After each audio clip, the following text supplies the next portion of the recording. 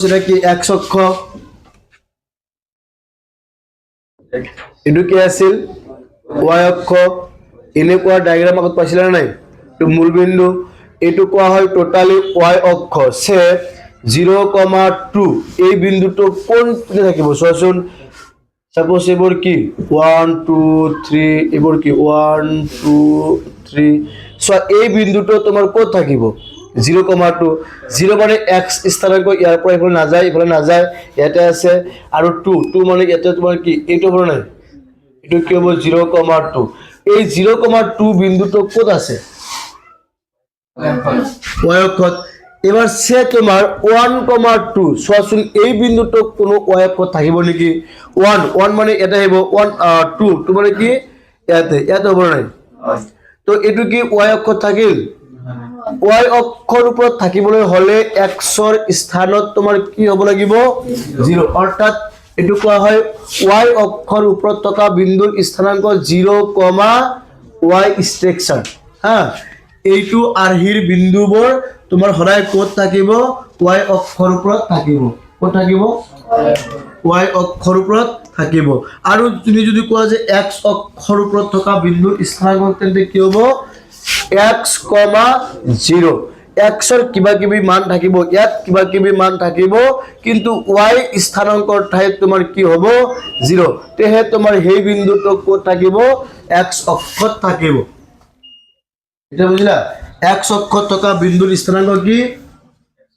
x, 0 আৰু y অক্ষত থকা বিন্দুৰ স্থানাঙ্ক কি 0, y বুঝলা নাই এতিয়া তোমাক কৈছে যে y অক্ষৰ ওপৰত থকা বিন্দু এটা আতে দুটা বিন্দু দিয়া আছে এই দুটা বিন্দুৰ পৰা কি আছে সমদ্ৰৱৰ্তীত আছে তেন্তে সেই y স্থানাঙ্কটো কি let p of 0, y এটো কি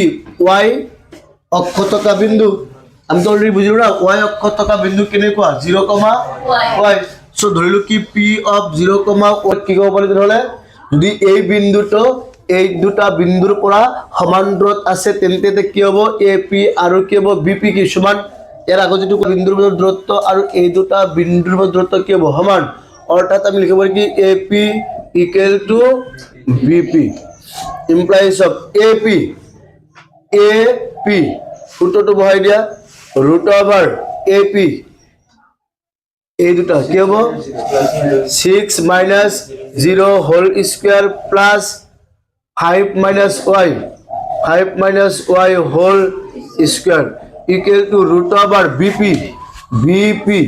কি হ'ব -4 - 0 whole square plus 3 - y whole square both সাইডৰ পৰা কি হ'ব স্কয়ার ক্যান্সেল 6 - 0 স্কয়ার কিমান হ'ব 6 স্কয়ার মানে কিমান 36 plus 5 - y whole square to সূত্র এপ্লাই দিয়া a স্কয়ার মানে 5 স্কয়ার 25 মাইনাস টুৱাইস a মানে কি 5 5 দুগুণে 10 10 y plus b square that means y square equal ইফালে কি হ'ব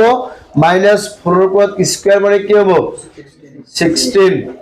প্লাস এটা 3 - y হোল স্কয়ার 3 × 9 -3 দুগুণে 6 y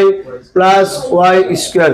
সমান সমান চিনৰ both সাইডত এই y স্কয়ার সেম ক্যান্সেল নাই এটা কি আছে -10y বলে কি আছে -6y -6y তুমি আগত লৈ আহিলে কি হ'ব +6y আৰু -10y -4y ইকুয়াল টু কি আছে 9 + 16 25 9 + 16 কিমান হয়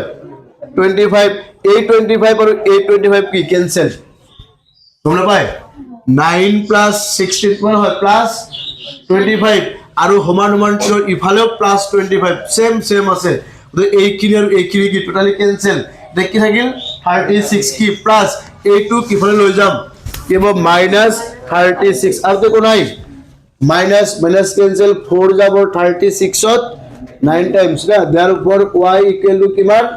9 তাহলে y মান কি 9 তেন্তে আমি এই যেটো বিন্দু আমি ধৰি লৈছো y স্থানাঙ্কৰ ওপৰত থকা বিন্দু ধৰিছো তেন্তে এইটোৰ স্থানাঙ্ক কি হ'ব therefore নিৰ্ণয় y কি আছিল y স্থানাঙ্ক কি আছিল y অক্ষ থকা বিন্দুৰ স্থানাঙ্ক না y এক্সিছত থকা